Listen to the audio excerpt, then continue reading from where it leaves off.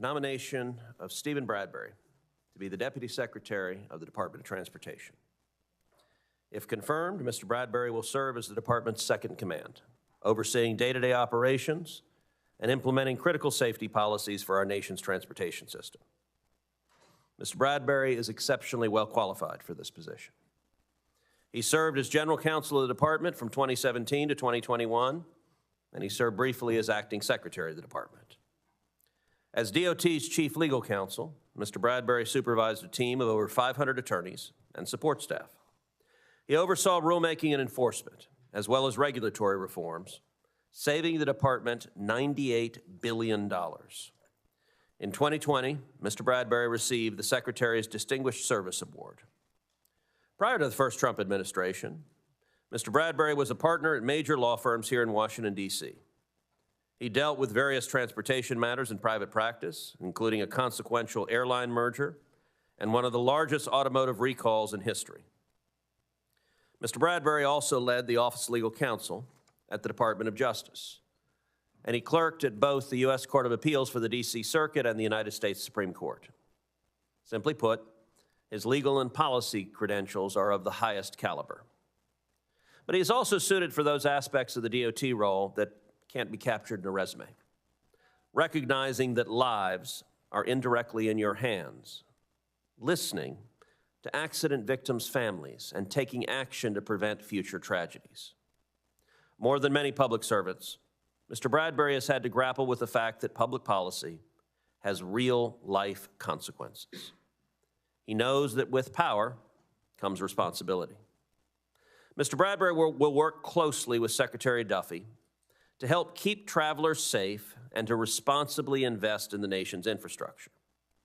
I've made it clear that safety, particularly in the aviation sector, must be his foremost priority.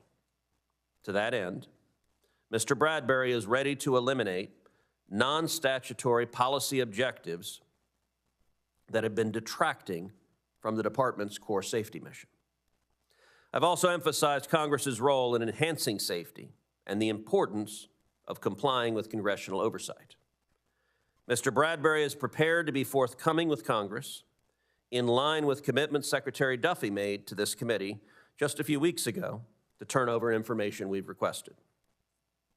Finally, as I noted, Mr. Bradbury is a smart regulator.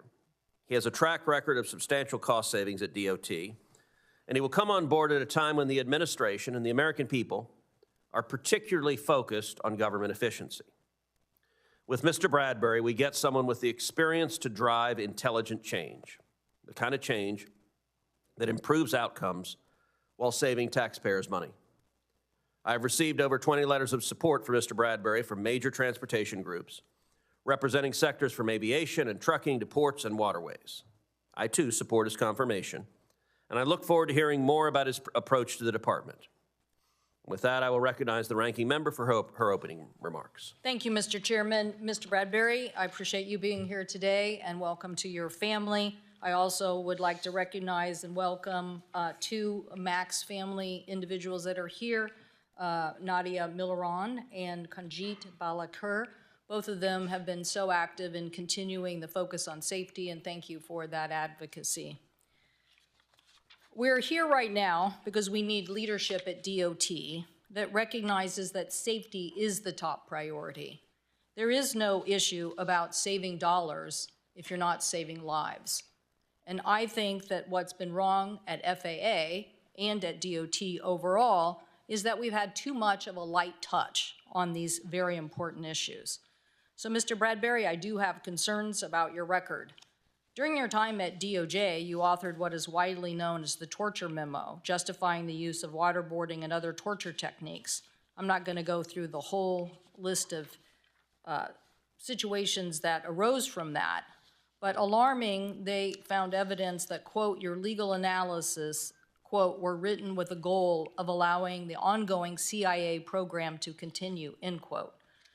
These legal opinions were so contrary to what this country stood for that the Senate refused to confirm you as the Assistant Attorney General during the Bush administration, and Congress passed the McCain-Feinstein Amendment to the 2016 NDAA, codifying the legality of the torture methods that you bent the law to justify.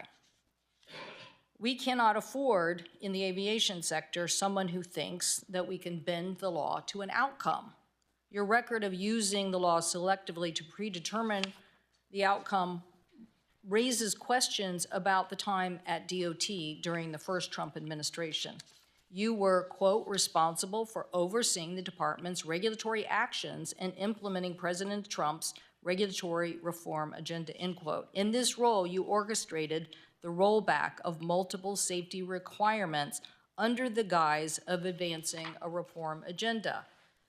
For example, just 9 days after the first of the two fatal Boeing 737 MAX crashes in 2018, your office sidelined a proposed safety management system rulemaking for aviation manufacturers like Boeing. I would say, Mr. Chairman, if somebody adds up all the costs that the MAX crashes have done to the aviation sector, it's way more costly than any efficiency that somebody has suggested. What that analysis did was the industry had agreed, the FAA had agreed, that we needed a mandatory safety management system. Why? Because that's the gold standard for aviation safety. Why was the rule sidelined? Well, according to a Bloomberg article titled, quote, "The Trump's DOT blocked safety rule deemed critical in the 737 MAX probe," end quote, the counsel, you used your general counsel position to shelve the draft rule. A former FAA official who chaired an industry committee on SMS, Tony Fazio, asserted that the Transportation Department under Mr. Bradbury's watch unleashed a restrictive policy that has run amok, undercutting FAA's workers to enhance the safety and sidelining the SMS rule. This is particularly alarming given this committee's focus on safety and the fact that we passed in ANCSA a mandatory SMS rule. But after you sidelined the rule, you next used the authority of the General Counsel Office to impede the committee's investigation into the 737 MAX crashes. As you noted in your testimony today, the General Counsel's Office was involved in, quote, the FAA's response to the 737 MAX disasters, end quote. Well, your involvement, I would say, doesn't show for the better. According to the committee's December 2020 investigative report on the MAX crashes, your office, quote, intentionally withheld relevant information requested by the committee, end quote, and, quote, improperly redacted information in documents hindering the committee's oversight into the investigation, end quote. The report further found evidence that your staff intervened and prevented the FAA from meaningfully engaging with the committee on this investigation. And the report concluded that the FAA and DOT's cooperation with the committee, quote, has bordered on obstruction, end quote. As Chairman Wicker at the time said himself during a committee hearing on June 17, 2020, the only conclusion we could reach based on the record is that, quote, the FAA has deliberately attempted to keep us in the dark, and by that I mean our investigative staff, our committee, and me, end quote. I was here when Senator Wicker made those statements. I consider him a very demure Southern gentleman who sometimes pulls his punches. He didn't pull his punches that day. As I noted at the time, these findings give me serious concerns about your commitment to the transparency that Congress and the American people deserve. The families of the 737 MAX crashes wrote to Chairman Cruz earlier this week to express their concerns. They specifically voiced their concerns about the role in obstructing the investigation. So, Mr. Chairman, I ask unanimous consent to enter their letter into the record. Without objection. From the General Counsel's Office, Mr. Bradbury, you also saw the loosening of fatigue prevention requirements for truck drivers. At the same time, vehicle safety was being called into question, and we saw an increase in fatalities. There are some other issues that I'll bring up, but Mr. Bradbury, we need a leader on safety. We need someone who is going to make it the #1 priority, not modify the rule to suit the industry. Thank you, Mr. Chairman. Thank you. Mr. Bradbury will now recognize you for your opening statement. Thank you. Chairman Cruz, Ranking Member Cantwell, and distinguished members of the committee. It is the highest honor of my life to come before you today as the President's nominee to be the Deputy Secretary of Transportation. I'm profoundly grateful to President Trump for placing his trust in me, and I'm deeply thankful to Secretary Duffy for his confidence and his growing friendship. I also want to thank my family for their love and support. I'm forever grateful for my wife, Hildy, the love of my life, my rock, who's here to support me today, and for our 3 amazing children, each of whom has grown to be an accomplished role model for me. I learned from them. Let me take a moment, too, to remember my mother, Cora Gill Bradbury, the daughter of Cornish and Irish miners from Butte, Montana. She raised me as a single mom in Portland, Oregon, ironing clothes for 75 cents an hour and working nights in a bakery to supplement our Social Security checks. She was the kindest, most selfless person I've ever known, and it was only because of her unfailing support and encouragement that I came to be the first in our family to attend a 4-year university. After graduating from Stanford University and later from the University of Michigan Law School, I was drawn to the practice of law here in the nation's capital. Early on, I had the tremendous fortune of clerking for Judge James Buckley on the U.S. Court of Appeals in D.C. and Justice Clarence Thomas on the Supreme Court, 2 of our greatest jurists and greatest Americans. Though coming from completely opposite backgrounds, both have had a profound influence on my life and career. That career has included more than 20 years of private practice in major law firms in Washington and nearly 10 years of extensive prior service in the executive branch. Back in the mid-2000s, I headed the Office of Legal Counsel at DOJ, advising the President and executive branch officials on compliance with the Constitution and laws of the United States.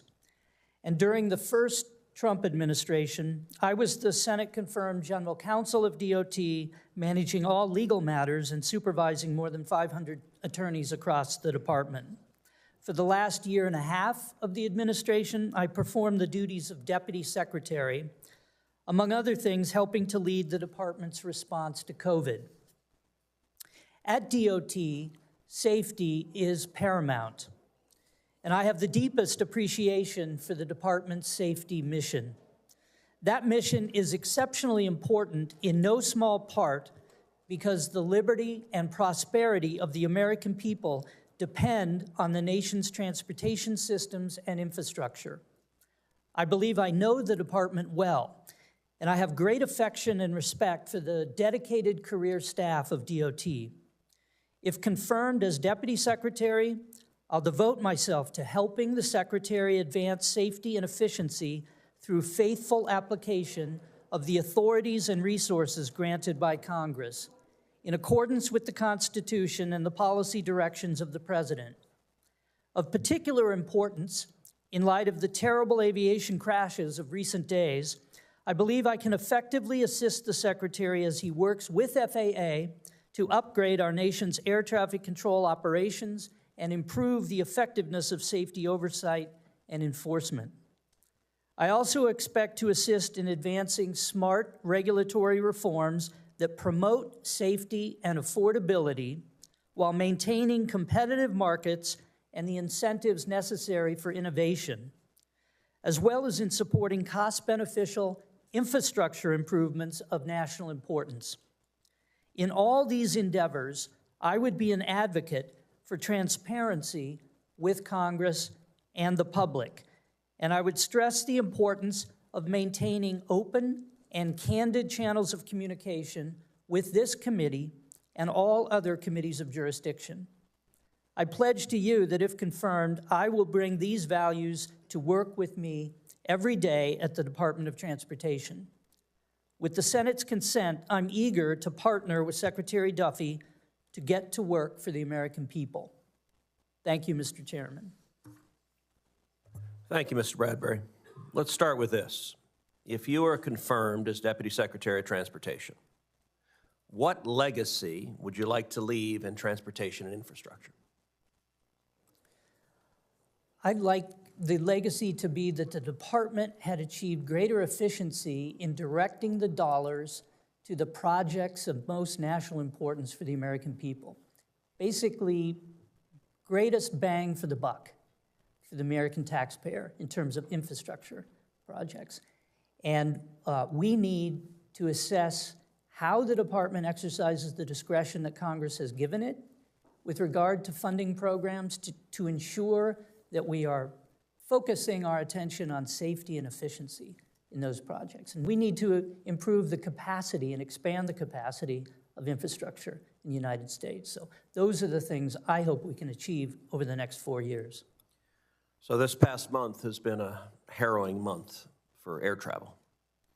In this past month, there have been fatal aircraft accidents here in Washington, D.C., in Philadelphia, in Alaska, and just yesterday in Arizona.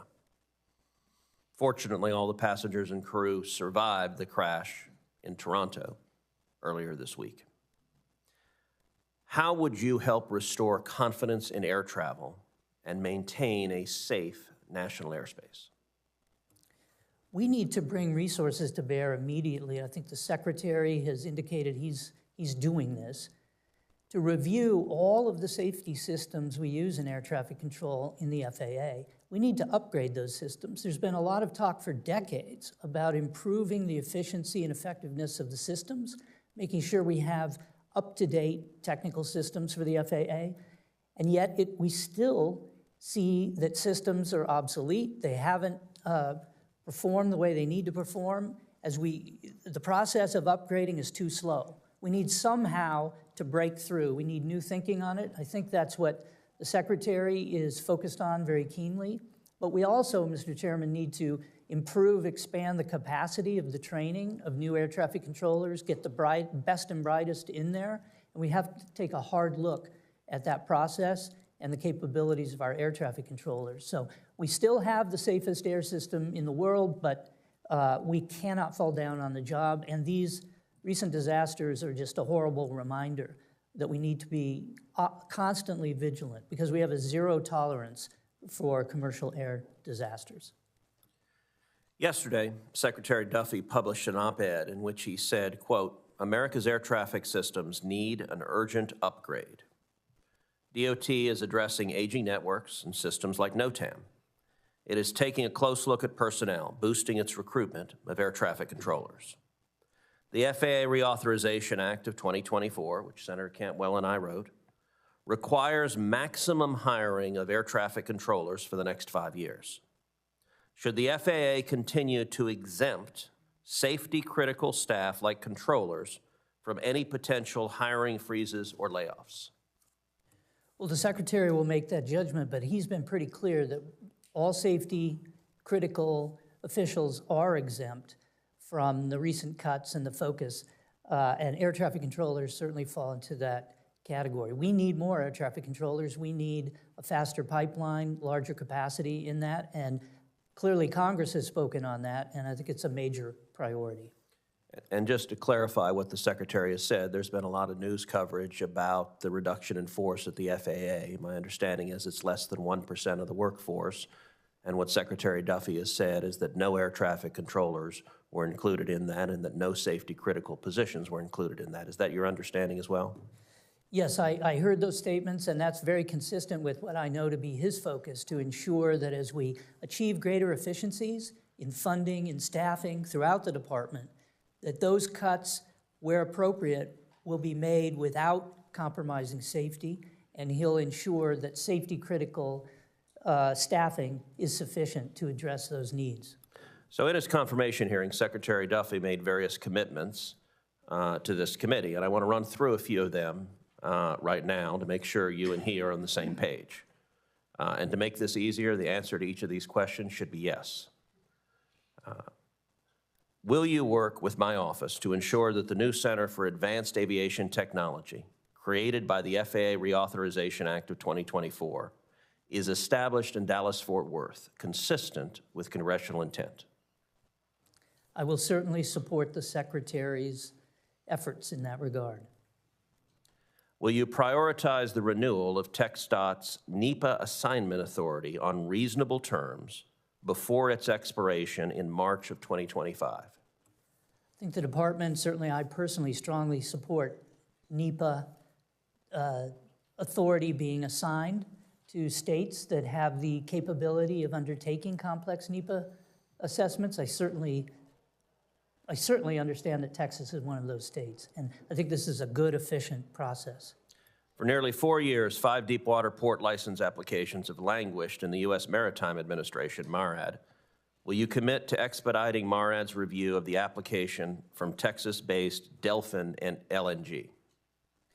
I definitely intend to look into that and make sure that MARAD is moving those applications forward as quickly and that there aren't any unnecessary, unreasonable delays in that. I totally support the effort with deepwater ports. Will you commit to reviewing penalties issued by the FAA against SpaceX and curtailing bureaucratic overreach at the FAA's Office of Commercial Space Transportation?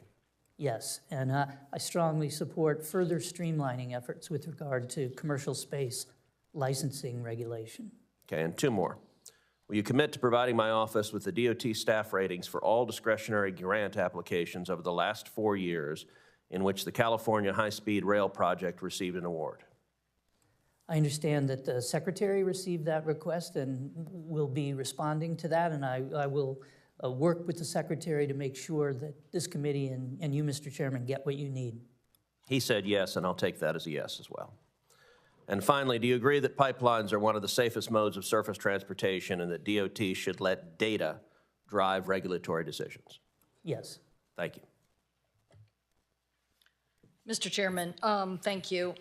Mr. Bradbury, I brought up the SMS rule in my opening statement, and I'm assuming you know enough about safety management systems to have this discussion. That safety management system is about a continuous improvement and an analytical approach. So it basically means when you come up with a problem, you're going to stop and fix it. So it's not, you can't keep moving forward. So in this article that was reported in the, can you just put it on the chart thing? We know that the rule was halted 9 days after the MAX crash. Why did you stop the rulemaking from happening? Well, I don't know that I stopped it. Well, that's what's reported in the paper, and I mentioned the FAA person who was in charge of the process, who said the industry and everybody wanted to move forward, and it was submitted, and then next thing you know, it's pulled. So. Well, certainly we go through a review of every regulation, and as I recall, in that regulation, there were questions on the merits about which entities it should apply to and how it might apply to small businesses or small entities. Those are the kinds of questions that need to be addressed whenever So you're saying you might have killed the SMS rule because you didn't want it to apply to small manufacturers? I wouldn't say I killed the SMS rule, and let me say... We still don't have one. Our committee has worked hard to get one, and now it's going to be in law, but I have more questions about this. But yes, you did stop it from happening. There was a recommendation to move forward on it, and your office stopped it. Well, Senator Cantwell, let me say I strongly support safety management systems as an approach to regulation. A mandatory, not an optional. I would support mandatory safety management systems, and I would appreciate the opportunity to work with this committee to make sure we have them in place, not just in aviation, but in other transportation sectors, because I think it's a smart way to regulate. You put the onus on the operators and the manufacturers to avoid safety problems, defects. You put it on them. They have to come up with the system to do it, and then you hold them accountable. I think we can... Did you agree with the FAA's decision to allow the Boeing company to continue to fly MAXs after the first crash? That was, I know, agonizing period, and I know the experts at FAA were looking very hard at it, looking at what might have been involved in that. And the Secretary's office, I was assisting the Secretary. We were very closely monitoring the FAA, the professionals at the FAA in that. We certainly supported their decision to ground the 737 MAX. In hindsight, a lot could be said for doing it sooner. It was an unprecedented situation for the FAA to ground an entire fleet of aircraft like that, but I think they made the right decision. And then, we were very involved for The this. right decision. To ground the plane, Okay, but back to, the FAA went to Seattle after the Indonesian crash and basically didn't do any kind of thorough review. Again, a safety management system would have required an analysis. That's what safety management system is, of critical features. But the FAA, filled with light touch people, which we've tried to root out, and that's why we try to pass strong legislation, because we don't want a light touch in aviation. And we can't have an efficiency approach or a bean counter approach, because that's not saving lives. And in reality, it's not saving money either. So we need an FAA and a DOT and a general counsel who is going to stand up to get these rules in place. I agree. I agree that we need strong safety management systems, as I indicated before, with accountability, with real penalties, and we need to be tougher on Boeing. We need to be tougher on the industry. We need to be tougher on the railroads, as we've seen with the East Palestine disaster. Okay, I don't have a ton of time left, but so when this committee passed, so we did what the FAA wouldn't do. We mandated a safety management system. That still is now rolling out. But you were still there when we passed that. You could have just popped up the rule and said, let's go. But you didn't. Do you know why? I don't recall the ins and outs, but do you see what I'm saying about that? You had this old rule in your back pocket. We passed it. We said, now do this. You were still there. You could have said, well, let's get going. This is clear. Let's get going. But you didn't. Did you have any thoughts about that? Because I have one more issue I wanted to get to quickly. I never stopped regulatory efforts directed at safety in order to achieve cost savings or meet the president's 2-for-1 requirement on rulemaking. We never stopped safety critical rules for that reason. Okay, here's one that's really bothersome right now, and that is this letter that came out from Eleanor Holmes Norton that now shows this week that ADBS out was routinely turned off by the military. He says in the letter, I have it, I'll enter it in for the record. The question was, due to the sensitive nature of missions supporting the movement of very important personnel in and around the NRC, that the Army Aviation Brigade at Fort Belvedere and Marine Helicopter Squadron will execute 100% of their missions with ADSB off. That was June 8th, 2023. So the military was saying, now the reason this is important is because the Obama administration said, let's have a rule and let's not have these people exempted from the rule. The Trump administration came in and said, no, we're going to write a rule and they are exempted. Oh, but by the way, it's really only in these few instances and these few times. And then we find this letter that basically says it's 100% of the time we're not having that turned on. So you were involved in rulemaking that was different than the prior administration's attempt to try to rein this in. And so, listen, I get it. I've been in the private sector. Guess what? There is bureaucracy in the private sector. Big is a problem. Okay, big is a problem everywhere. But in this instance, what this country needs right now is people that will adhere to safety first. It is the gold standard. It will help us lead in the next generation. But we can't do it if we continue to have people who fall into this, yes, we're going to allow this exemption, we're going to allow this to happen, we're going to do this in the name of efficiency. So I'm sure we'll have more time, Mr. Chairman, but if you have a response that you know of now to this ADBS issue, great. If not, I'll take it for the record. Well, I do think the Secretary will want to work with the Secretary of Defense with regard to military aircraft in civilian airspace in the U.S. to ensure that systems that are needed for safety are used as appropriate. And that's an example of something where there needs to be coordination. Like, just for the record, your thoughts on the former Obama rule and then the rule you proposed exempting them. Thank you, Mr. Chairman. Thank you, and I would note that the ranking member and I think, are both agreed that the military's policy of routinely turning off ADSB on flights in and around Reagan and other airports, even on routine training missions, was completely indefensible and needs to be altered. I suppose for clarity, I should point out that the letter the ranking member quoted from, written to Elbert Holmes Norton, was written in 2023. And in 2023, Joe Biden was the president, Lloyd Austin was the Secretary of Defense. It was a Democrat administration that followed the policy of turning off ADSB out. I think we are now agreed on both sides of the aisle that was a mistake, but to be clear, you were not at the Department of Transportation in 2023, is that right? That's correct.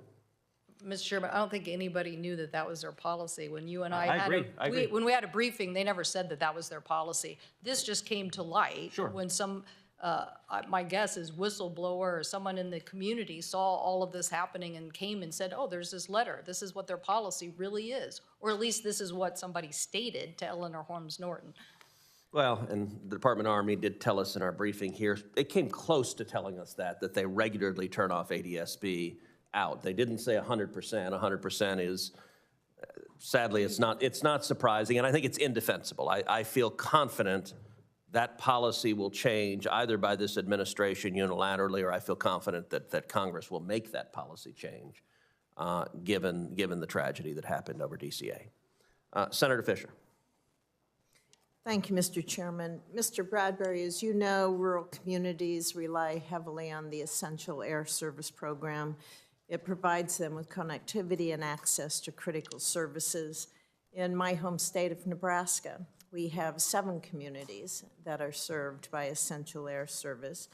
It provides these communities not just with an increased opportunity to connect with the outside world, but it serves to help them attract business, attract visitors, and it drives local economies.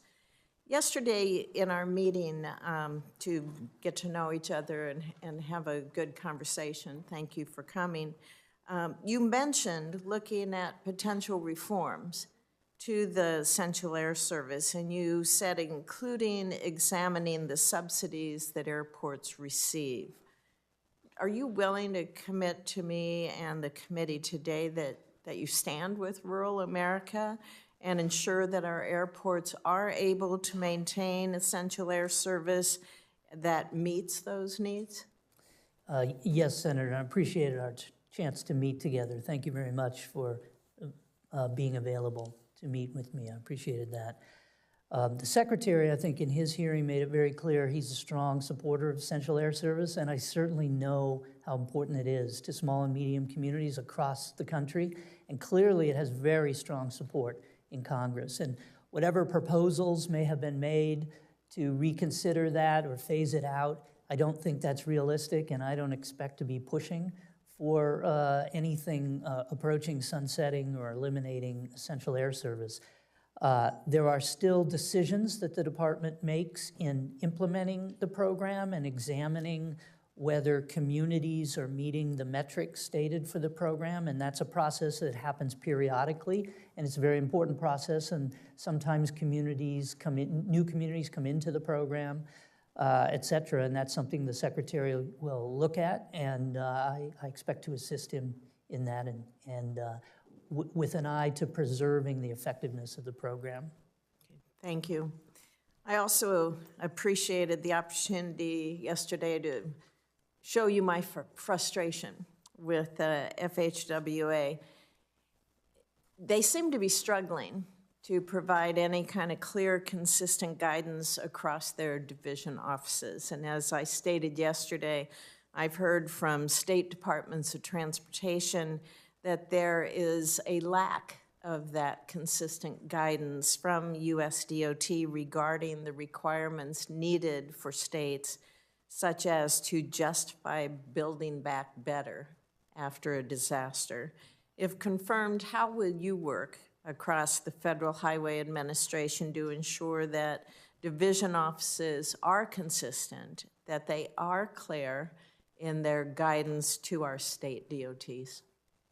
Well, thank you, Senator. It really requires strong leadership from the head of FHWA and the secretary out to those field offices. Consistency is critical, but also making clear that the states have a strong role in deciding the use of the funds that come into them from the Highway Trust Fund. But we need a focus on safety, efficiency, capacity, and resilience of our infrastructure, and not to be distracted by other goals, policy goals that may not be necessary and that may divert from those central important goals of safety and efficiency. So I think that consistency is critical, and working closely with the state and the state DOTs is absolutely essential.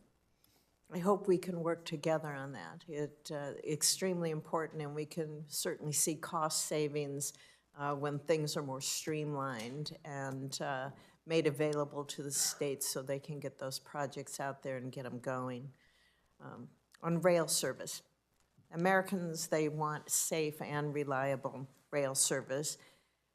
With Amtrak, that's not always been fiscally responsible, I believe, nor have they been cooperative with their state rail partners who are operating profitable rail service across the network.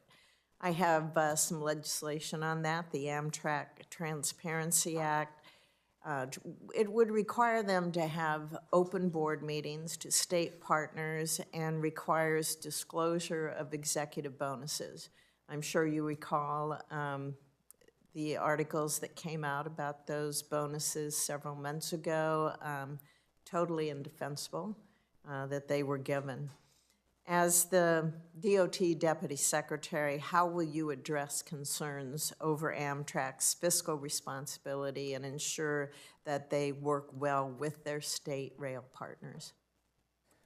Well, thank you. I appreciate those goals and definitely would look forward to working with you and this committee on any legislation that would address that. But with regard to the current situation with Amtrak, there's so much additional funding that has been provided to Amtrak. There's so much money in the system. We really need to take a careful look and ensure that it's being used efficiently and effectively. And there shouldn't be any wasteful spending, unnecessary bonuses that don't make sense. And certainly they need to cooperate closely with states and local interests on their passenger service. You know, just before COVID hit, Amtrak was on the brink of finally being in the black for the first time across their network. Of course, that still doesn't include, or that still assumes a lot of grant money coming from Congress. Real tragedy for Amtrak, what COVID did in terms of hitting it. And it's still coming back, but we really need to take a hard look at the economics. Thank you. Thank you, Mr. Chairman. Thank you. Senator Blunt, Rochester. Thank you, Chair Cruz and Ranking Member Cantwell. Like many of my colleagues, my office has been getting flooded with calls and messages from thousands of Delawareans deeply concerned by the federal funding freeze and firings. And when I met with Secretary Duffy, he promised me that he would follow the law. Congress authorized and appropriated dollars through various programs, such as the Bipartisan Infrastructure Law, to help our communities fund critical projects and to bring our nation's infrastructure into the 21st century. President Trump's funding freeze executive order and Secretary Duffy's more recent cancellation of electric vehicle charging programs breaks the law. Mr. Bradbury, does the president or any cabinet secretary have the authority to withhold funds Congress has appropriated in the 2021 Bipartisan Infrastructure Law? Thank you, Senator. The Secretary and all of us at DOT need to follow the law, and where things are required by law, we need to comply with those requirements. Where funding programs have some modicum of discretion at certain points in the process, I do believe it is very fair for the President and the Secretary to take a hard look at how that discretion has been exercised, what decisions have been made, whether that's consistent with the legislative purpose, whether it makes good sense or is wasteful, and various things may follow from that. It may be that the President may wish to propose to Congress that a program be rescinded or repealed. It may be that the program... Which makes sense. The President can propose that. And your answer is no, they can't break that law. Do you believe the cancellation of the National Electric Vehicle Infrastructure Funding by Secretary Duffy is legal? Well, I don't know all the ins and outs of what's happening right now with particular funding programs. I'm confident the Secretary is focused on complying with the law and following through on the President's instruction to pause programs, to audit them, to take a hard look at how the money is being used, what the effect of it is. I think that's a healthy process. The problem is we worked very hard on behalf of the American people, passed legislation, got the funding, people have started programs, shovels are in the ground. I don't think it's appropriate to pause something that we passed in law. And as you know, the department sets the corporate average fuel economy, also known as CAFE standards, and Secretary Duffy's first action was to reverse those standards. And we all know it's no secret that transportation is one of our largest contributors to U.S. greenhouse gas emissions. The science is really clear. Why are we going backwards? Well, I don't believe the Secretary canceled the standards. He directed that there be a review of the standards and that a proposal be put forward to reset, change the standards, or potentially rescind the previous standards. And I think it clearly reflects a view that standards in recent years have gone way beyond what the program was designed to achieve through corporate average fuel economy, and was really becoming an instrument to... Can you just confirm, did you say he hasn't, or it's paused, or I'm just trying to get clarity, he hasn't? I believe he directed NHTSA to review the standards and propose replacements for them. Okay, propose, not change or stop, or, okay. And I personally think this reversal, should it happen, is bad for business. I think it's bad for automakers who are seeking certainty from us as the government, and it's bad for the environment as well as, I think, a bad decision for lowering the cost of goods for American families. As Deputy Secretary of Transportation, you will also, once again, play an outsized role in the government's operation of vital safety programs.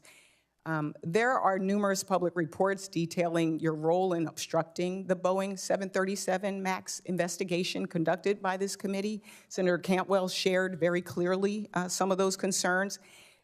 We believe that the safety of our families should be a nonpartisan issue. I have some more questions that I will submit for the record because my time has run out, but thank you so much, and I yield back. Thank you. Senator Blackburn. Thank you, Mr. Chairman, and Mr. Bradbury, congratulations on the nomination.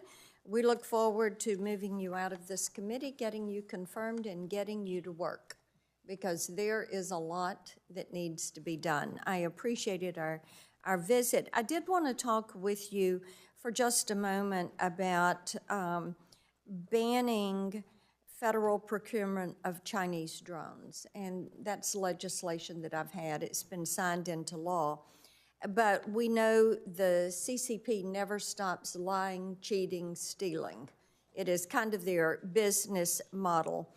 And one of the things that we have found is even though we've been able to ban some of these companies from the drones, and even though they're on the Commerce Department's entity list, they're still, because of some of these affiliations and murky corporate structures and partnerships, they're still selling EV chargers into the U.S. And That needs to come to a stop because these chargers just really grab massive amounts of consumer data. And if they're going to be charging stations and if they're going to be programs, this is something that needs to be reviewed.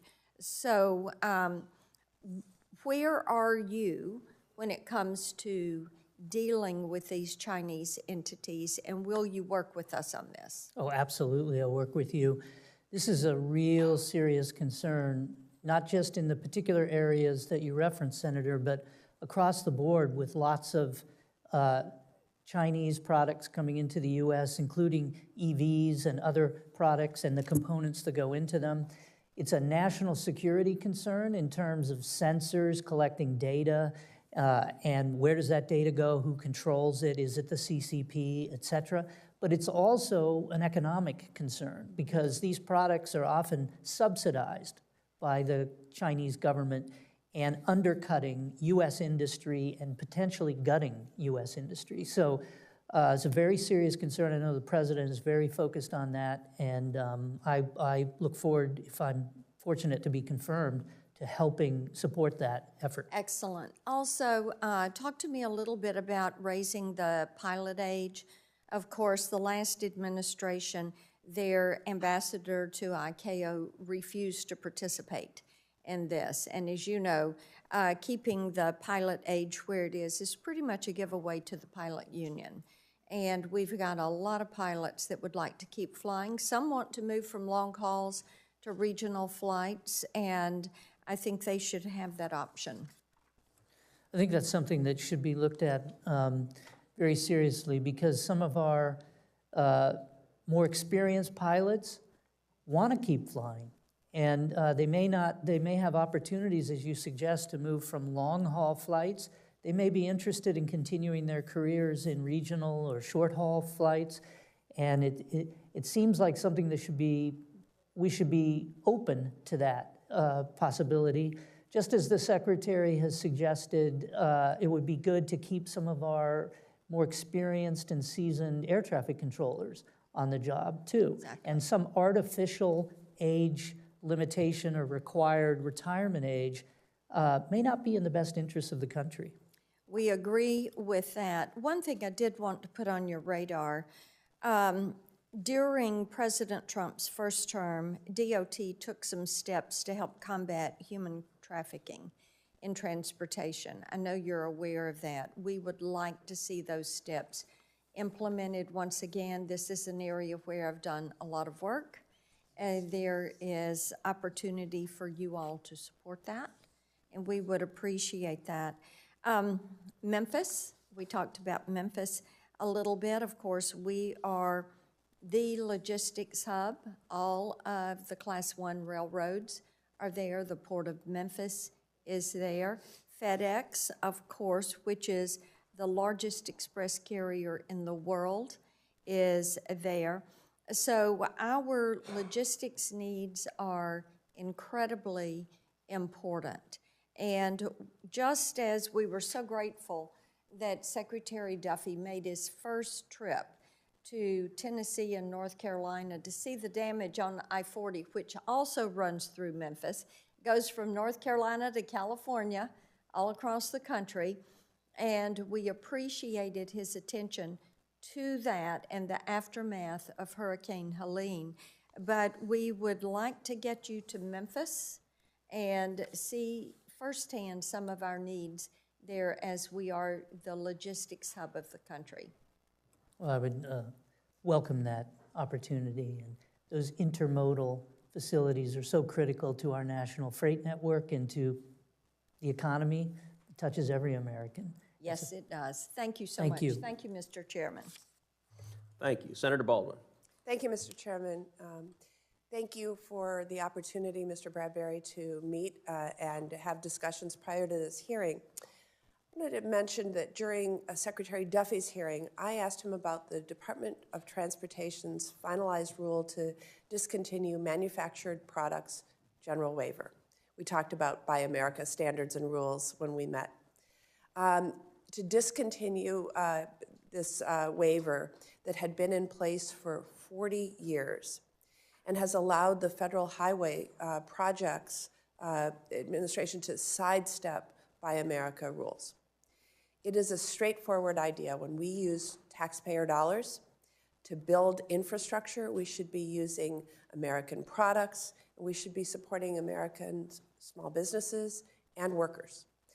So I asked Secretary Duffy for his commitment on following through on this Buy America rule, and I want to ask the same of you. Are you committed to implementing this final rule as written?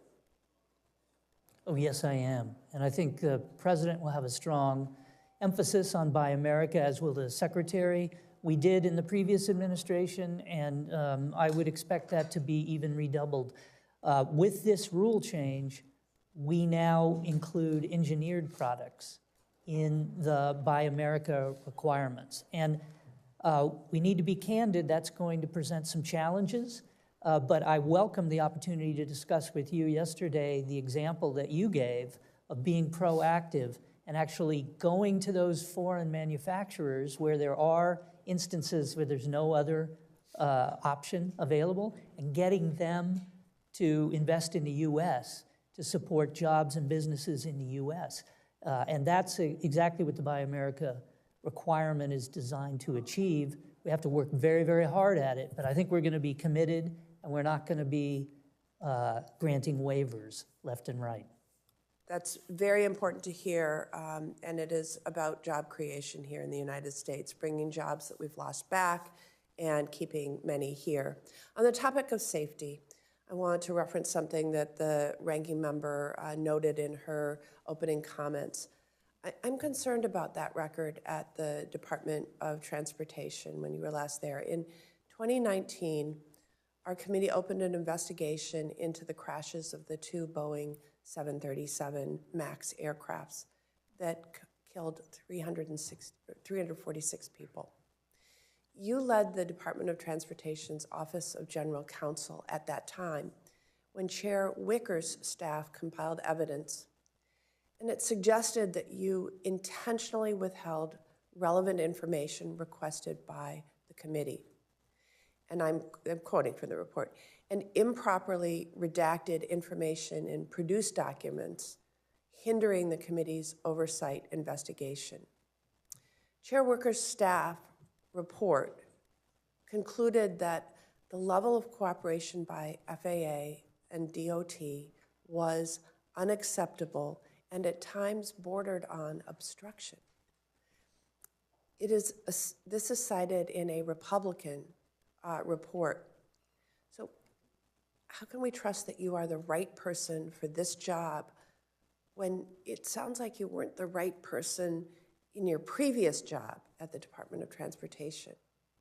Well, I appreciate the question, Senator, because I really would like an opportunity to respond on this point. The department went through what was the most intensive set of investigations, I think, probably in the history of the department with regard to the 737 MAX disasters. I think it was completely appropriate. It wasn't just the Senate Commerce Committee, it was also the House T&I Committee at the same time.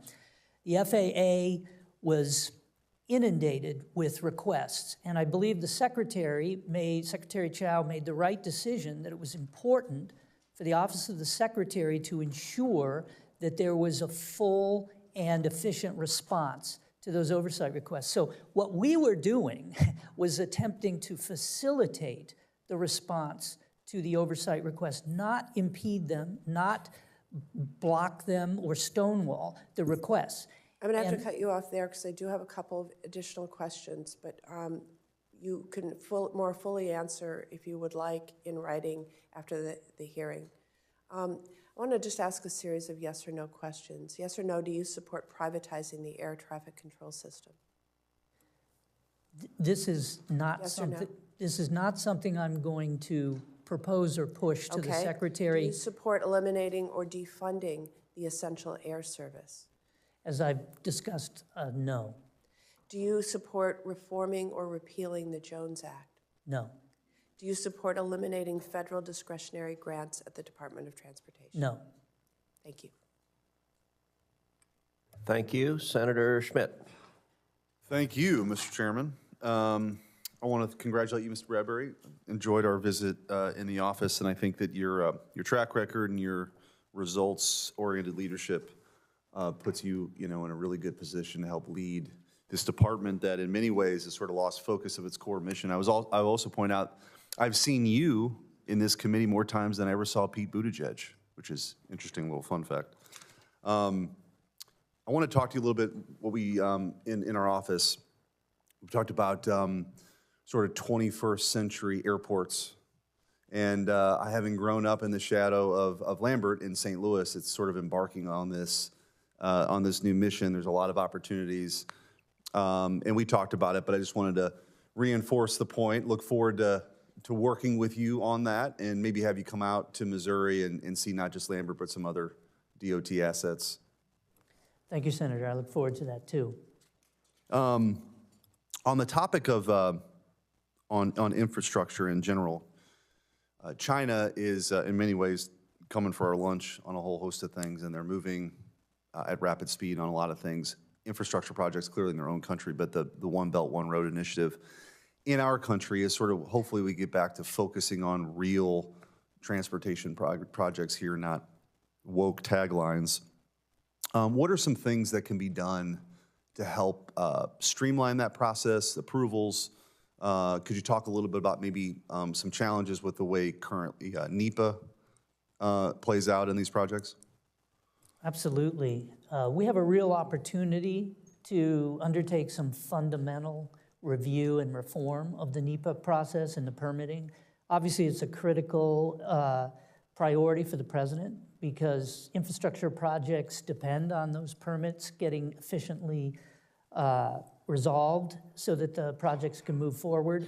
The president has issued an order to ensure that that happens. I think there's going to be a complete review of the regulations across the executive branch. Each department and agency with an important stake in infrastructure projects will be redoing their NEPA regulations. And I look forward to working with CEQ, Council of Environmental Quality at the White House, and all the other departments and agencies in a cross-government effort to streamline NEPA, and there's a lot that can be done to streamline it and focus the review on the types of issues that I think Congress intended when it conceived of NEPA. It should not hold up projects for years. Well, in the interim, between your time previously and now, a couple significant court cases have been handed down. EPA versus West Virginia, the major questions doctrine, then of course, the Loper-Bright case where the Chevron deference was overturned, thankfully. Could you just talk a little bit about how you see the interaction between the department and the legislature changing a little bit, or kind of what you foresee with the shifting tides here? Oh, absolutely. With the Loper-Bright decision, it's very clear we can't creatively interpret statutes to expand our authority into new areas. That's discretion that resides with Congress in terms of changing, expanding the law and the jurisdiction of agencies. And I think the courts are going to be stricter now in interpreting statutes to ensure we stay in our proper bounds. And the major questions doctrine, very important. And I think that implicates some of the things that DOT has been doing in recent years. When it comes to massive new regulatory efforts on the part of departments like DOT that have economic impacts for the lives of Americans across the economy, it's clear the Supreme Court has said, now wait a minute, there's got to be a clear authorization in statute from Congress before the agency can entertain that kind of transformational rule. And I really think that's a critical restraint, and we see that I believe, with the CAFE program, for example.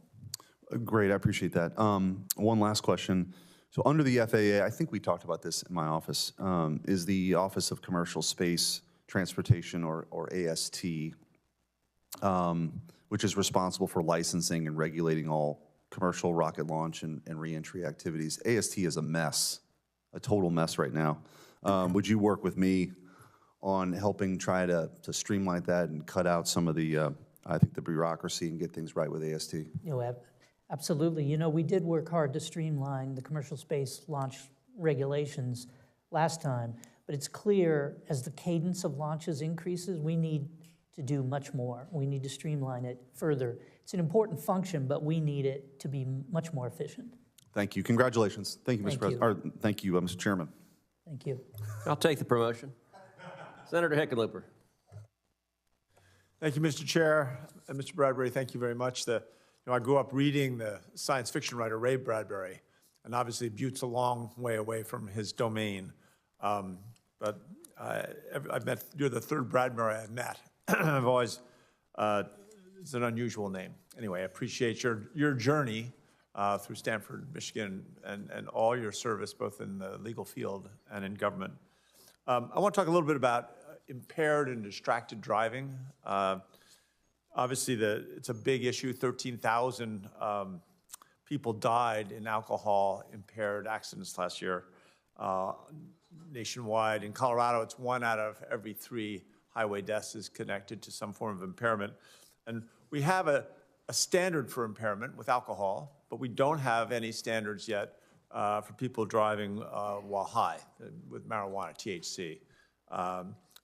How should DOT work with the Department of Justice and HHS to develop a science-based impairment system that we can address this with?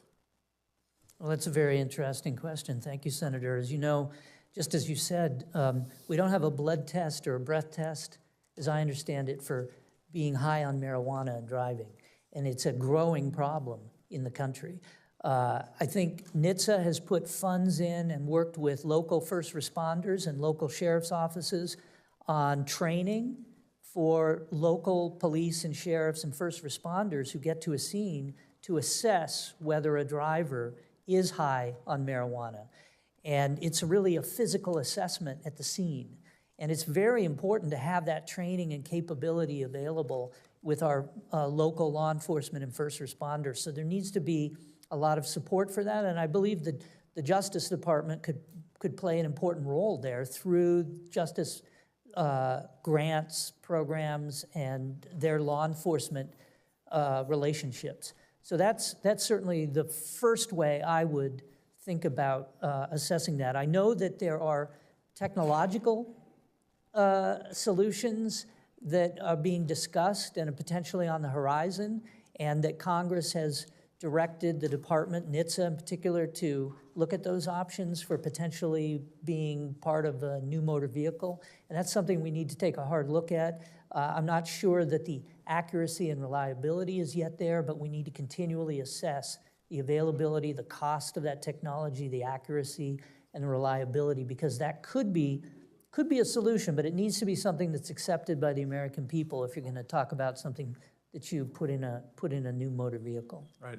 It'll take the right process to get there, to make sure that people buy into it. I think we're closer for drunk driving, and that's something that may be on the horizon and is very important. As you say, 13,000 drunk driving deaths a year. We've got to get that number down.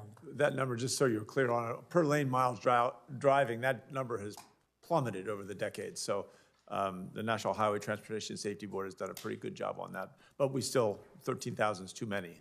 It wasn't too long ago that it was 30,000. In terms of aviation safety, we're seeing too many accidents, you're aware of that, and they're not all at major airports. I look at airports, and so much of it is the volume, and they're big enterprises. DIA in Denver International Airport is a massive enterprise. I was concerned with some of the recent formulas. Now we're going to look at birth rates in your state as a function of how some allocations of federal infrastructure investments will be made.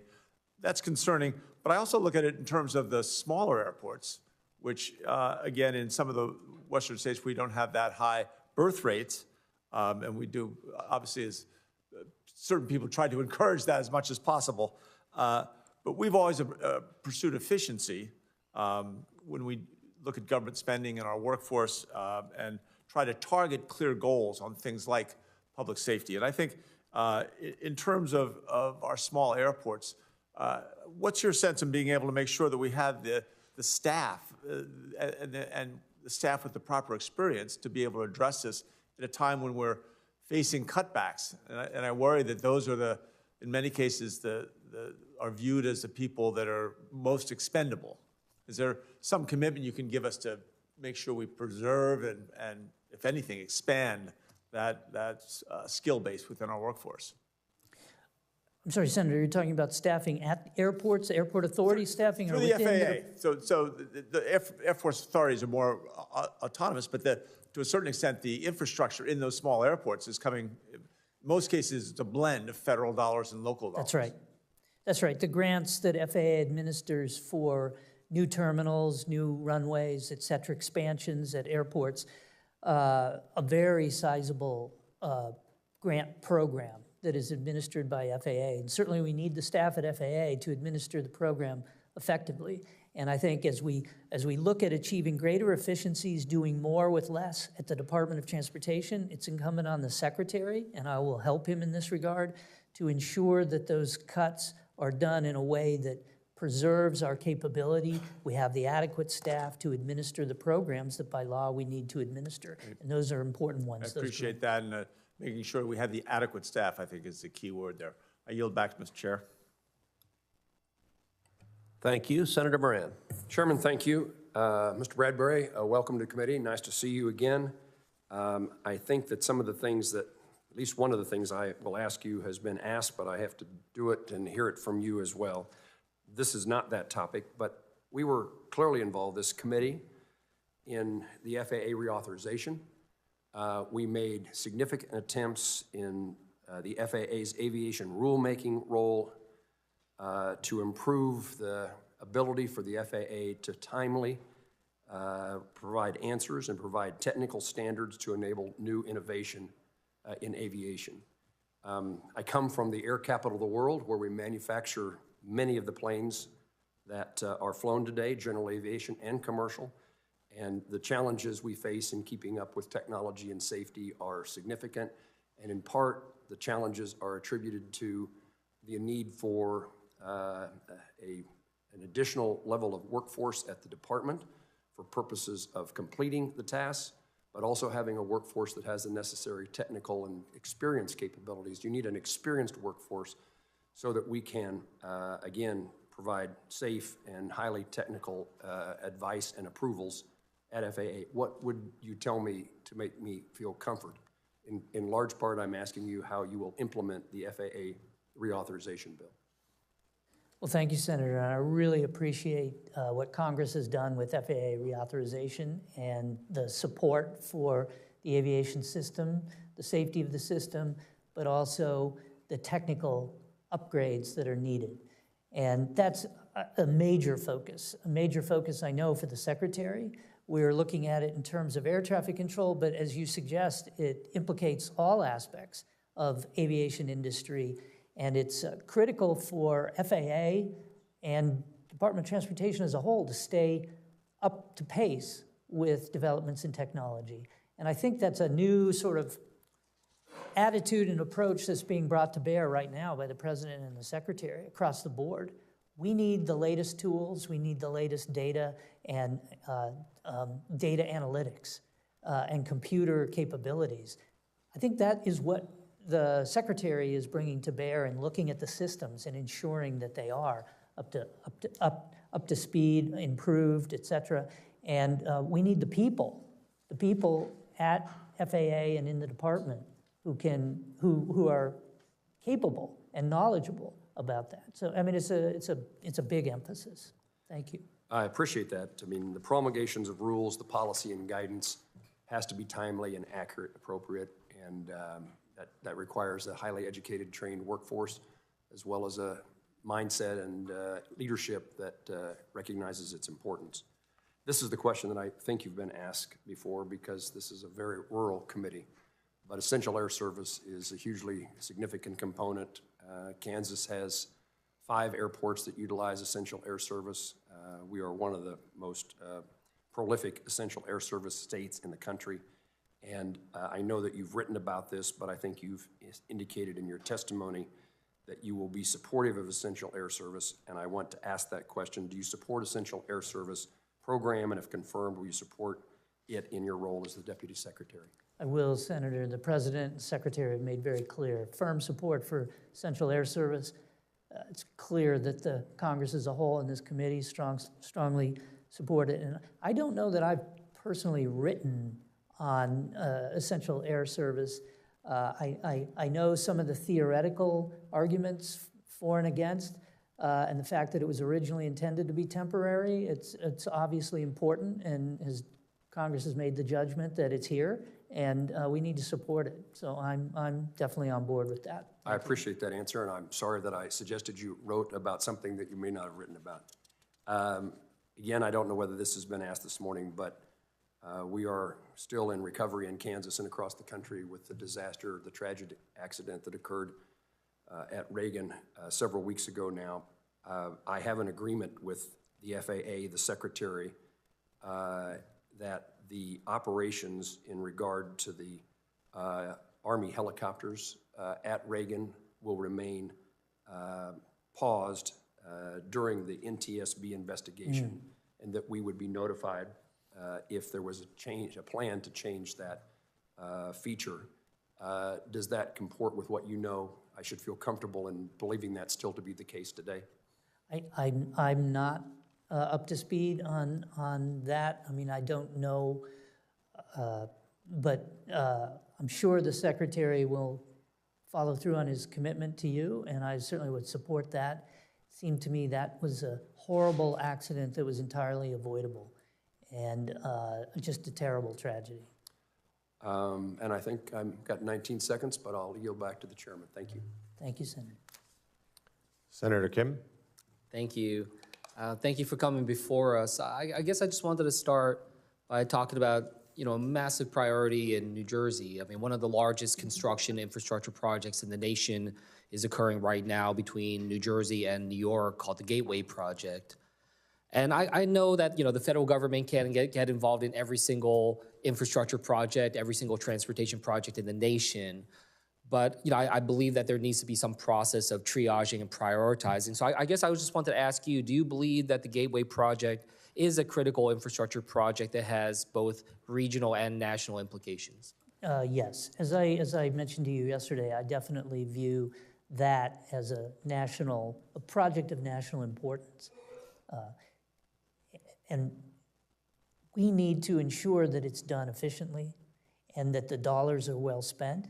That's true for every major infrastructure project we fund, but that connection up and down the Northeast Corridor and from New Jersey to New York, and the role that the New York metropolitan area plays, certainly of national importance. Yeah. No, I don't discount the need to be able to make sure we're being good stewards of the resources of this nation. And, this project so far is on time and under budget, so, we're excited about that. I guess I wanted to ask you, can we count on your support to be able to keep this project going, keep the funding going? It's already underway, and obviously, as you know, putting the brakes on any construction project, let alone one of this magnitude, can just be really debilitating and honestly raise costs even more. So I just wanted to hear from you if we can count on your support for this. Well, I will support the Secretary in the department's commitment to projects such as a Gateway Project, and so I will not be making that decision, any of those decisions myself, but I understand the importance of the project. I worked on it the first time around. I think we had a good discussion about the tunnels and what could be done with the existing tunnels and the new tunnels that are in the plan. I would hope to be involved in a very supportive way in helping the Secretary follow through on these projects. As we're investing in this, a big reason why we're doing so is to be able to make transit, especially for passengers, commuters, more reliable. Amtrak, I told you about the challenges we face with NJ Transit as well. A lot of questions about funding for Amtrak, a lot of proposals in the past here in this building about slashing Amtrak funding. Do you think Amtrak is funded to the level that it needs to be? Do you believe that there is room or your perspective for cuts or greater investment? Well, I think that it's always incumbent on us to take a hard look at how the money is being spent and whether it is achieving the goals, whether the system is being operated efficiently. Well, I guess I'll ask you, do you think that the funding for Amtrak is achieving its goals? From your experience before at the Department of Transportation, what did you feel? Well, as I mentioned earlier, you know, we were very hopeful back at the end of 2019. We were looking at coming into a new year where for the first time Amtrak was projecting it would be in the black across its network. And of course, then the bottom fell out with COVID. I look forward to taking a hard look, Senator, Okay. to be frank, because there's a lot of money in the system. Yeah. We just need to ensure that it's appropriate and it's being well spent. I don't discount that. It's just, you know, I hope I can hit home to you just how critical this is for reliability and for the ability for people to, you know, to get to and from work. I want to just build on something. One of my colleagues asked you about your role on, well, your perspective on privatization of air traffic controllers. You said that you weren't going to necessarily be the one that pushes that proposal forward, but I guess I just wanted to ask you, do you believe that privatizing air traffic controllers is a good idea? Well, you know, Canada has done this with transferring air traffic control to a nonprofit corporation. There were, it was seen as a very efficient solution. And as I think you know, Senator, President Trump did put forward the idea and support the idea in 2017. Congress, in its judgment, deliberated over it and did not accept it. And again, we see in the recent FAA reauthorization, as I understand it, there were further debates. And again, it was not something that was made part of FAA reauthorization. And so my comment is that I don't anticipate that I will be spending time promoting or pushing the Secretary of Transportation to recommend to the President this, because it just isn't something that's been embraced by Congress as a whole. There are good arguments for it. It may be a good solution down the road, but that will be for Congress to judge and decide. Okay, Thank you. I yield back. Thank you for being here, Mr. Bradbury, and as I recognize myself right now to speak. Let me ask you a question. You're being asked to be confirmed as the Deputy Secretary of Transportation for the United States of America. So first question I'd ask you is, what's the most common form of transportation that Americans use on a day-to-day basis? The automobile. Americans love their cars, and we have billions of trips by auto every year in the United States. So let's talk about the car business, something near and dear to my heart. What is the impact of regulation after regulation after regulation on the auto industry in terms of the cost of automobiles? Well, regulations have costs, and those costs are passed by the manufacturers down the line to the American families, the Americans who buy those automobiles or want to try to buy those automobiles. So the effect is on affordability of new automobiles, and that's a critical issue. We want new automobiles to be affordable. We want Americans to buy more new automobiles. And it's not just to support the auto industry as an important part of our industrial base, but it's because new cars and trucks are safer, significantly safer than old used vehicles. NHTSA statistics show that. So affordability isn't just an economic issue, it's a safety issue too. Well, thank you for that. And if you look at the constitutional role of the federal government, would you agree that it's uniquely the role of the federal government to regulate interstate commerce? Yes, the Constitution gives that to Congress. So meaning that I think what the founders had in mind is not give any individual state the ability to do something different that would impede interstate commerce. So the idea that, hey, we're a united country and we should have standards that when they cross state lines, that you have one federal standard. Is that fair to say? Is that what you think they had in mind? Yes, and I think that's what they have in mind for the CAFE program, for example, of fuel economy standards. One of the things we emphasized in the first Trump administration was the goal of having one federal standard for fuel economy in the United States. I believe that's what Congress decided on, and it's important that we have that consistency. You cannot really build different fleets of vehicles for different states in the United States. That's not an efficient way for an auto manufacturer to function. Because again, it adds cost to the car and it adds cost to the government because the government has to look at these waivers. So in your mind, when you have California that's had a carve out for 51 years, the ability to set a different set of emission standards, has that made the auto industry healthier or less healthy? Well, I do think, as you indicated, it has imposed costs that are passed along to car buyers all over the country, in every region of the country. Now, when Congress first conceived of this exception for California, it was because of the terrible smog experienced in the LA basin primarily. New vehicles have gotten much cleaner in terms of those smog-causing pollutants. So I think there's a real question whether it still makes sense. But when you start talking about the climate regulations, the greenhouse gas restrictions and carbon dioxide restrictions that California's put on automobiles, inevitably that affects the fleet across the country, and it affects the affordability and costs that American families are forced to pay for new motor vehicles in every region of the country. So it's fair to say that the people I represent in the state of Ohio are paying more money for the automobiles that they buy because of rules by out-of-control bureaucrats in California. That is fair to say, yes. And interestingly, because I think we'll go back to the Constitution, I think what the Constitution had in mind is they didn't want to have crazy state people making decisions for the rest of the country. And when you have California, which is saying, hey, by 2030, you can't basically have 2/3 of the cars have to be electric, and by 2035, all of them have to be electric, actually move that forward. It seems like those are guidelines that Greta Thunberg thinks is a good idea, but I don't think automotive engineers would think it's a good idea. You say, I'll ask you this, Mr. Bradbury, straight up. I think senators think they're pretty powerful people. I think politicians think they're pretty powerful people. Do you think politicians can bend the laws of physics? No, I don't, nor the laws of economics.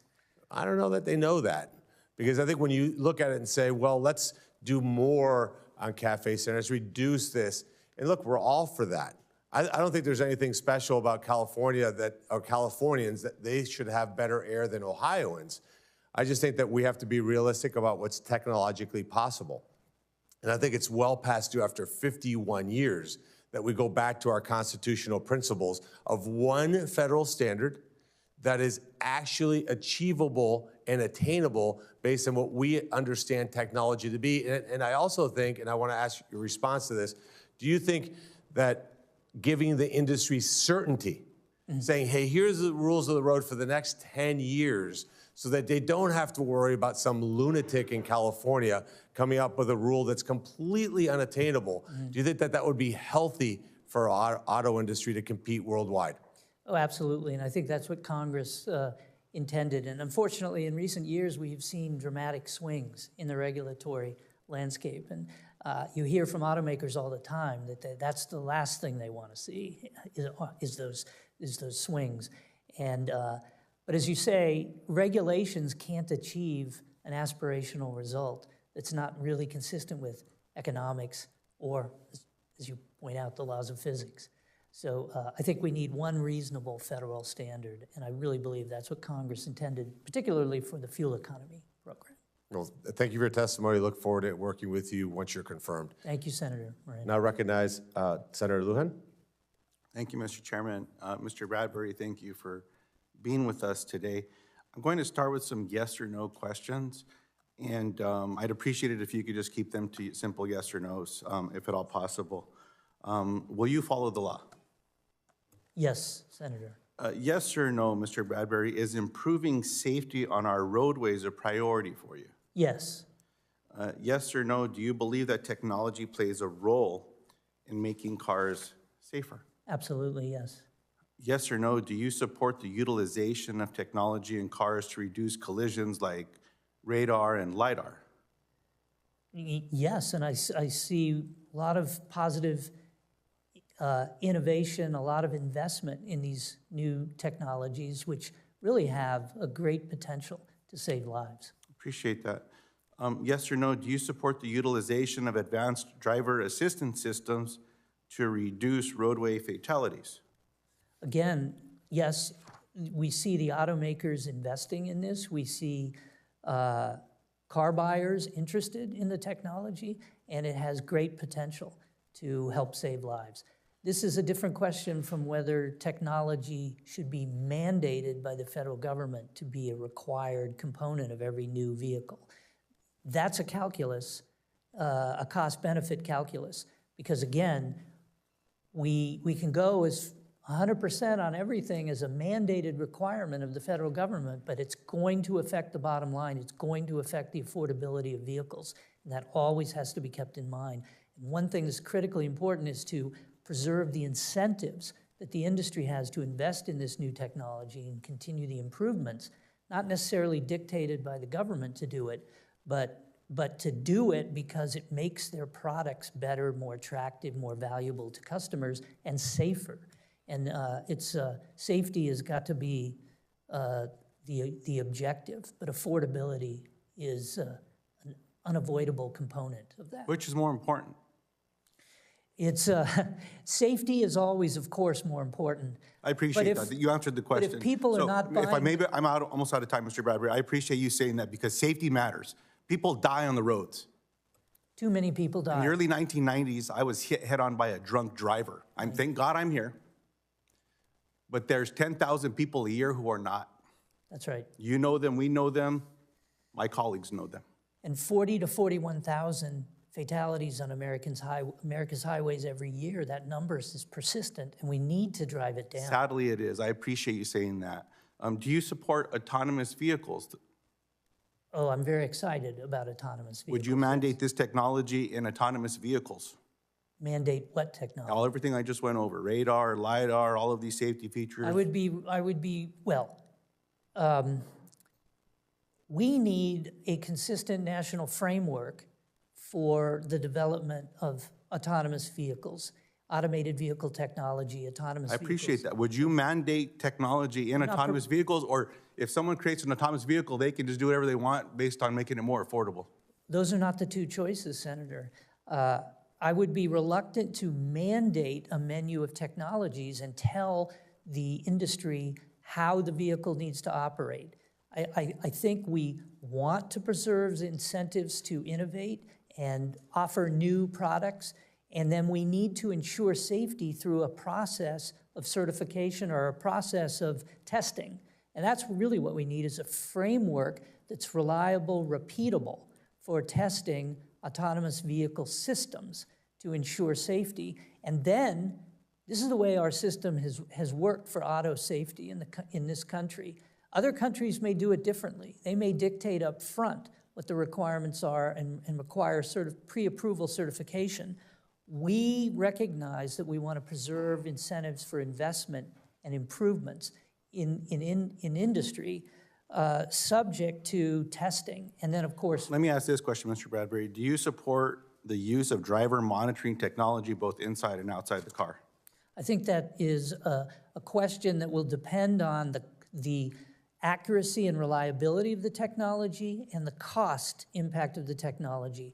And as I indicated, I look forward to, and I know this is a subject of great importance to you, in particular and to many members, I look forward to working with you and members to understand better the capabilities of the technology, and I look forward to talking with the folks at NHTSA as they've collected comments and input in connection with their, it really was an advance notice, a proposed rulemaking. Mr. Bradbury, you on your own submitted some comments to the record in this case, and you said that, quote, if NHTSA were to mandate installation of technologies that could at any point take over control of a vehicle on the road, all Americans' freedom to use their cars and trucks would be conditioned on the operation of that technology and could be snatched away.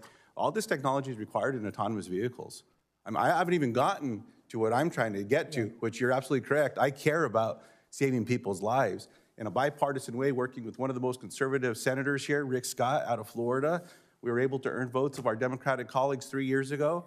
Under the Biden administration, under Pete Buttigieg, they dropped the ball. They didn't finish the rulemaking. I asked Secretary Duffy about this. I didn't know this. He shared that his wife survived a head-on collision. That's right. As well. He knows what's going on here. That's the reason I'm trying to get to the bottom of this. when we talk about autonomous vehicles and this innovation in America, America should be the driver here. And it's going to be expensive. It's going to be expensive, but we need to keep people safe so that when they choose to buy that vehicle, they're not going to die and they're not going to get killed on the road. So I certainly hope that we can get to this place and just get something done. My last question about following the law, Mr. Bradbury, is do you commit to follow the law concerning finalizing the impaired driving rulemaking?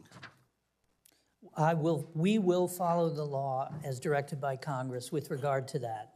And we will proceed forward, and as I indicated, I look forward to seeing the information that's come in and talking to industry, talking to those who know more than I do about what that technology can achieve. I believe that's what Congress wanted NHTSA to do. And I recognize that some forms of that technology may be closer than others. So, for example, the technology in a starter button that can sense through the skin blood alcohol content and might prevent a car from being started. That's a kind of technology that may be closer on the horizon in terms of accuracy and reliability. And Mr. Bradbury, please send some additional response to the record. I know I'm over time here, but it might surprise you if you're not aware that I think Volvo, Subaru, their cars already have this technology. They're driving on the roads in other countries. They're not here yet. But nonetheless, the technology's been proven. If you go to the auto shows, like I like to do, you can get in them and check it out. I mean, it's pretty incredible what they've done. I look forward to doing it. And this legislation did what it was supposed to. It got the market to respond. Major auto manufacturers are filing the patents to do this stuff. It's quite incredible when you can touch those conditions and then you let the innovation just get out there and solve these problems. But we can save people's lives. Thank you, Mr. Chairman. Thank you. Just a real, very fast question back to you. Let's say that we do that. Mandate everything. Look, as a former car dealer, let's load up the car with every option possible. The price of cars has gone from $40,000 to over $50,000. People will buy less cars, not because they don't want the technology, they can't afford it. What's better?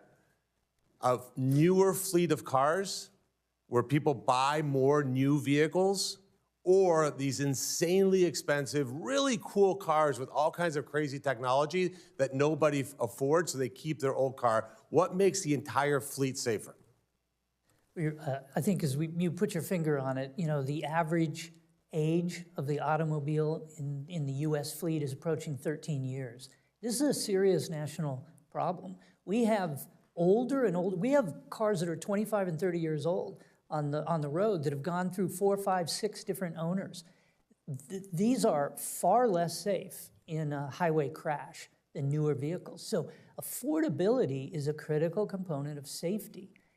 It also is a critical component of economic happiness and quality of life for Americans. We should want Americans to buy more new vehicles, and that really should be a goal. So that's why I say it has to be a balance. Mr. Chairman, I'm not asking for the cars to fly. I just don't want people to die. That's all that I'm saying. I think we can find common ground here. We're asking them to be insanely expensive and unaffordable, and people will keep their cars. I recognize Senator Peters. Thank you, Mr. Chairman. Mr. Bradbury, good to see you. Congratulations again on your nomination, and thank you for spending some time in my office going in depth on a variety of questions. Mr. Bradbury, one of the key responsibilities of the Department of Transportation through the National Highway Traffic Safety Administration, as you well know, is to thoroughly and transparently investigate and hold accountable auto companies when their vehicles are operating in an unsafe manner on our roads. This is especially true for autonomous vehicle technology when that is in play. And as you know, I strongly believe that autonomous vehicles will play a huge part in improving roadway safety. But that can only be achieved if there is public trust, which we talked about in my office, in these technologies. And that only comes with full transparency and accountability, so the public truly trusts this technology and its capabilities, or if they don't have abilities, to understand exactly what they're dealing with. Tesla, unfortunately, has been probably the worst actor in this space. There's currently an open investigation into Tesla's quote-unquote full self-drive, which it's not. They market it as full self-drive technology. And indeed, there's a history of Tesla misleading consumers regarding what that technology is actually capable of doing. And unfortunately, that has led to deaths as a result of that. So my question for you, sir, is given Elon Musk's close relationship with the president and his significant role digging into the operations of every agency through his so-called Doge, are you fully committed, and will you fully commit today, to ensuring that the Department of Transportation holds Tesla accountable if you are confirmed? Yes. And I believe the Secretary was very firm in saying he would not treat any particular company favorably vis-a-vis other companies. In other words, we would have a fair and objective approach. And with particular regard to NHTSA's recall investigations on these important issues. And so I can make that commitment, yes. Okay, good. In our meeting, you and I discussed the role of Congress in making the law versus the role of the executive branch in enforcing the law and faithfully executing the law. You told me that if the president disagrees with certain programs, he should ask Congress to act to change them. You confirmed that that's how the system, and I don't want to misquote you, but you said that's the way it should act, is my understanding. However, this administration doesn't seem to respect the separation of powers and appears to be pursuing an agenda to pick and choose which laws to enforce and pick and choose which grant funding to follow through on as well. Many of these grant programs, from Great Lakes port infrastructure development to new bridge funding to passenger rail projects, are certainly absolutely essential to Michigan and states across the country. Legally awarded funding for these projects shouldn't be ripped away because the president may have a political issue with it. So my question for you, sir, is if confirmed, will you oppose any attempt to withdraw infrastructure funds that have already been announced for infrastructure projects through the Department of Transportation?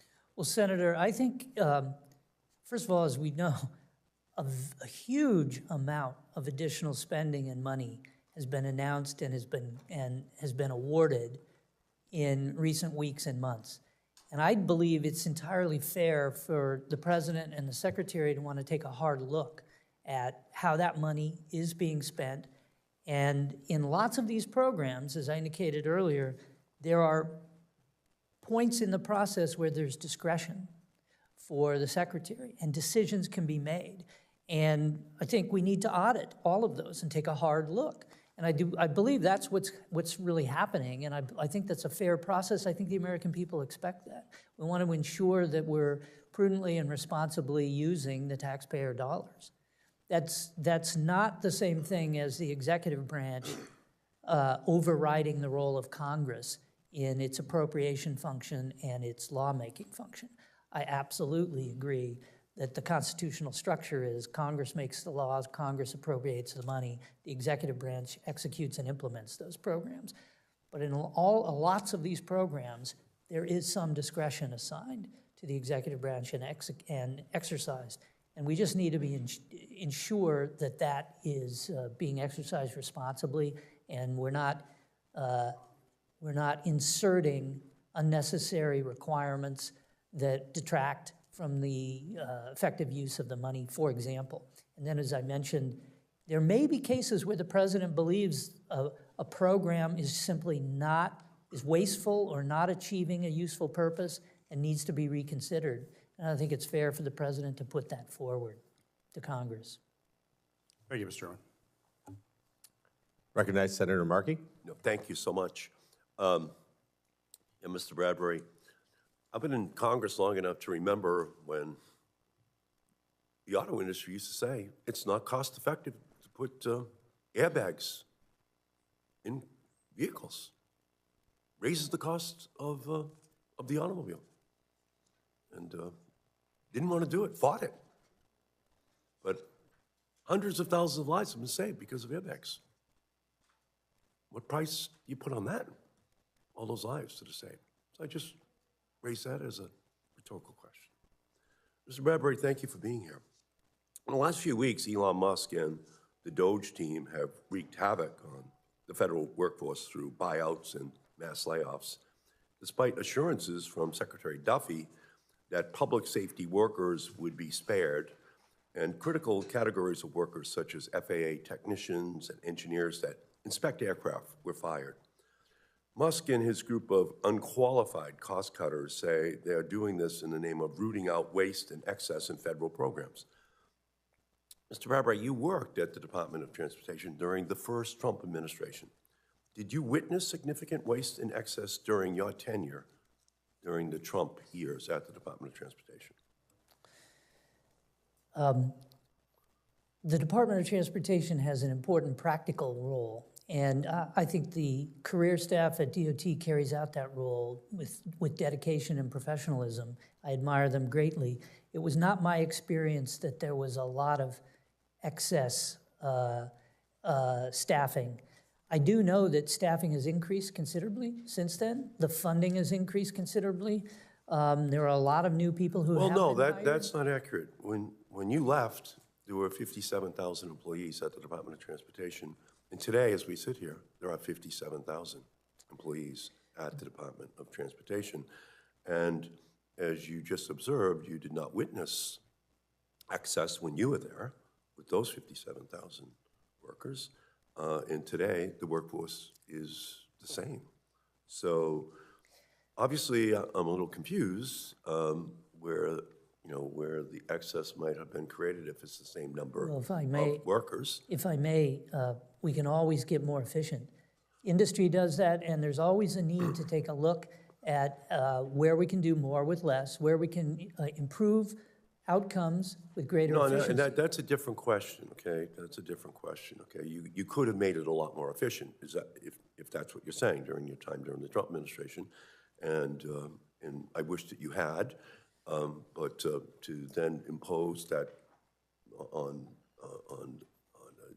a Department of Transportation with the same number of employees, I think is unfair. So this is, without question, going to be a difficult subject area, but the burden of proof to prove that there's excess is clearly on the administration, not just an assertion of it, given the fact that there was plenty of opportunity for 4 years for it to be rooted out in the previous administration. And for the sake of argument, let's say DOT has suddenly become bloated over the last few years. If an administration were intent on rooting out that excess, do you agree that identifying the positions to cut without risking public safety would take a little time? Well, it's an important goal. It's critical. And I think the Secretary is committed to that, and it needs to be managed. And I would look forward to being involved in helping him manage that process. So it is fair to say it would take some time then, given the fact that there were 4 years during the first Trump administration rooted out, it would take a little time right now to identify that excess? In other words, just to contrast that approach with what these Doge boys are doing inside of agencies right now. They're doing just the opposite. They're going in and slashing without having done the evaluation that professionals like yourself had an opportunity to do, and they have no professional background in doing it. My impression is what's involved is very smart people with new analytical tools that haven't been available perhaps or haven't been used in government previously can very efficiently identify areas of obsolescence, areas of waste, areas of inefficiency, and we can address those. And again, I'm not disagreeing that there could be a study, but I don't think 4 weeks really is enough time to have analytical tools applied to an area of expertise where there has been no access to it up until just January 21st of this year. So that's where the problem sets in, because brilliant people like yourself were not able to do it. And with all due respect to the Doge boys, I don't think that they have a superior knowledge of the internal workings of the Department of Transportation. I'm not a software engineer. I'm not a brilliant tech person, but it does seem sensible to bring in some of those brilliant And again, I don't have any problem with bringing in new approaches, but software is only the information you put into it. It's who writes the analytics, okay? It has nothing to do with the zeros and ones. It's all has to do with what was the assessment of the actual factual information put into it. And 4 weeks is not enough time to figure that out, no matter how smart you are. You can write an algorithm, but only with the information that is given to you. So there's just no way that the administration is conducting a careful review of the cuts and its impact on public safety. And there's no reason that DOGE is targeting probationary employees first. It's not because they are the most expendable or the worst performers, it's because they are the easiest to fire. And really, that's what it's all about. But it can directly endanger American lives if it's not done correctly. And that's why today, this morning, I sent a letter with 12 of my Senate colleagues in a letter to Secretary Duffy urging him to cease these dangerous workforce cuts and demanding answers about where the layoffs, the buyouts, the firings were happening within the department. So there's transparency, so we can understand where the cuts are, so we can see where the safety risks may be. So otherwise, it's just reckless endangerment that will be occurring. So I thank you, Mr. Chairman, and I look forward to working with you, Mr. Bradbury. Thank you, Senator. Senator Cantwell? Thank you, Mr. Chairman. Mr. Bradbury, I wanted to go back, maybe a teeny bit of an expansion on what my colleague was just asking. Do you think there is a possibility that Elon Musk has conflicts of interest as it relates to the FAA? Well, certainly he has business interests through SpaceX that FAA is involved in regulating and licensing. And so I think it's important to ensure and be diligent that conflicts are not involved in this process. What would you think those conflicts look like? Tell me a Well, scenario. I don't know what the specifics would be. Well, you know what the law says, right? You know what the law says. Yes, and I think the president has made it clear The that president exempted him illegally, I am sure, from the conflict of interest. And now he has real conflict of interest. And so I'm just trying to understand from you as the general counsel and a nominee where you think that would cross the line. Because we already know that he basically has launch interests. And we already know that he got mad because he got fined for launching at a time when the FAA told him not to launch and then said that guy should be fired. So there's all sorts of issues right there. But now I'm asking, what do you think would be the bright lines that you would be concerned about?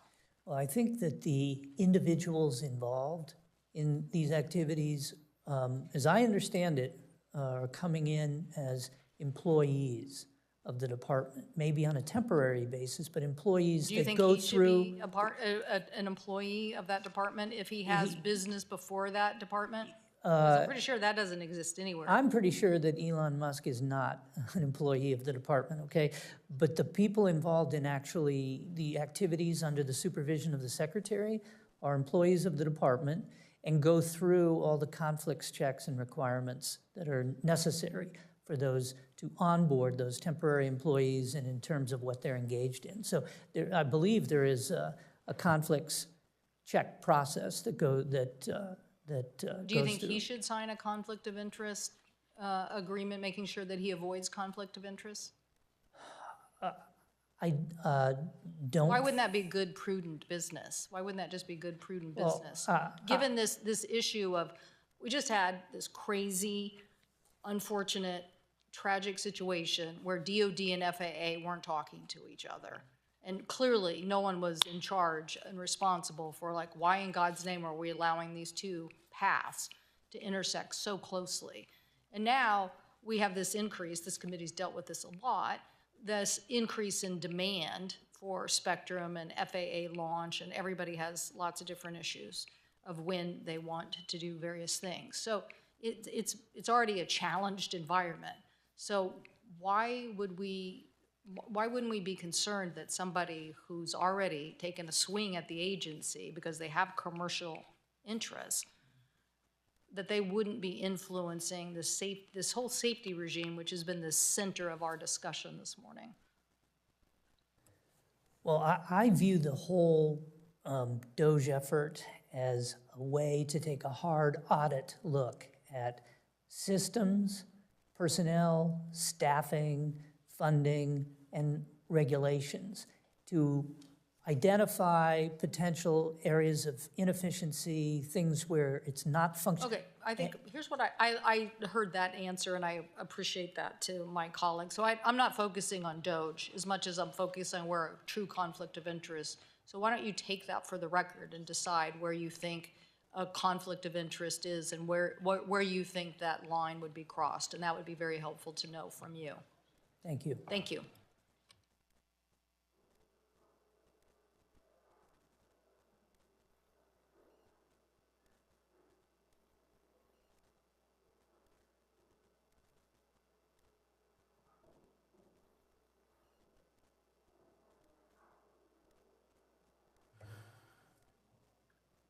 Thank you, Mr. Bradbury. My final question is required of all nominees. If confirmed, do you pledge to work collaboratively with this committee to provide thorough and timely responses to the committee's requests and to appear before the committee when requested? Yes. Thank you.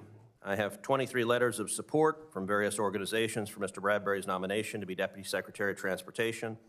I ask unanimous consent that they be inserted in the hearing record without objection, so ordered. Senators will have until the close of business on Friday, February 21st, to submit questions for the record. The nominee will have until the close of business on Monday, February 24th, to respond to those questions. That concludes today's hearing. The committee stands adjourned.